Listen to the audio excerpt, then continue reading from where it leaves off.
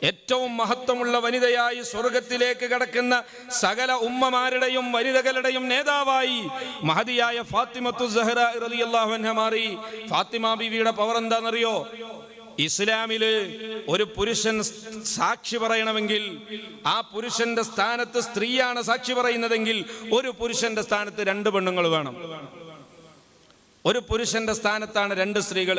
എന്നാ ഫാത്തിമ ബീവിക്ക് നേരെ തിരിച്ചാ. ഫാത്തിമ ബീവിക്ക് പുരുഷന്റെ പവറാണ്.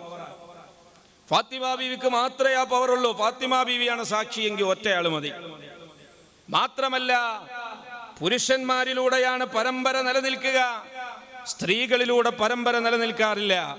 ബനൂനാ ബനൂ അബ്നാഇനാ വബനാതുനാ ബനൂഹുന്ന അബ്നാ അർരിജാലിൽ അബായിദി.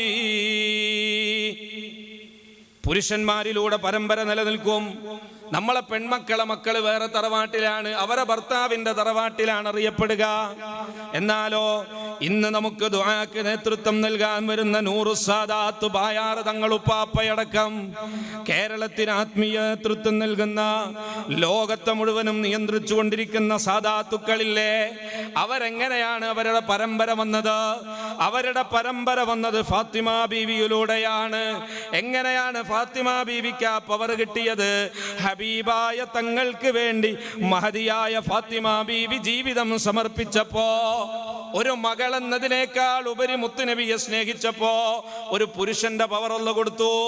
ഒട്ടകത്തിന്റെ ചീഞ്ഞളിഞ്ഞ കുടൽമാല ആരംഭ പൂവായ റസൂലുള്ളാന്റെ കഴുത്തിലേക്ക് വലിച്ചെറിഞ്ഞ നേരത്ത്, അന്ന് ഇസ്ലാമിലേക്ക് വന്ന ഏതാനും ചില സ്വഹാബികളുണ്ട്. അവരൊക്കെ ഈ അബൂജഹലിന്റെയും ഉത്ബത്തിന്റെയും ഭീകരത കണ്ടിട്ട് പേടിച്ചു മാറി നിന്നൊരു സമയമാണ്. അന്നാണ് ചെറിയ പ്രായമുള്ള, പ്രായപൂർത്തിയുടെ പ്രായമെത്തിയിട്ടുള്ള മഹദിയായ ഫാത്തിമ റളിയല്ലാഹു അൻഹ ചാടി ഇറങ്ങുന്നത്. ഹബീബായ തങ്ങളെ കഴുത്തിൽ ചീഞ്ഞെളിഞ്ഞ കുടൽമാല വാരിയിട്ടപ്പോ ഒരു പുരുഷനെക്കാളും ധൈര്യത്തോടെ സ്വഹാബികൾ പോലും പതറിപ്പോയ നേരത്ത് ഫാത്തിമ റളിയല്ലാഹു അൻഹ ചാടി ഇറങ്ങിയിട്ട് പറഞ്ഞു, ആരാണടാ എൻ്റെ പിതാവായ മുഹമ്മദ് മുസ്തഫാന്റെ കഴുത്തിൽ ഈ ഒട്ടകത്തിന്റെ കുടൽമാല വലിച്ചിട്ടത് എന്ന് പറഞ്ഞ് അതെടുത്തു മാറ്റിയിട്ട് ആ ധിക്കാരികളായ അബൂജഹലുമാരെ മുഴുവനും വെല്ലുവിളിച്ച് ഒരാണിനെ പോലെ പവർ കാണിച്ചപ്പോ, ഹബീബായ തങ്ങൾക്ക് വേണ്ടി സ്നേഹം പ്രകടിപ്പിച്ചപ്പോ ഫാത്തിമ ബീവിക്ക് പുരുഷന്റെ പവർ കൊടുത്തു.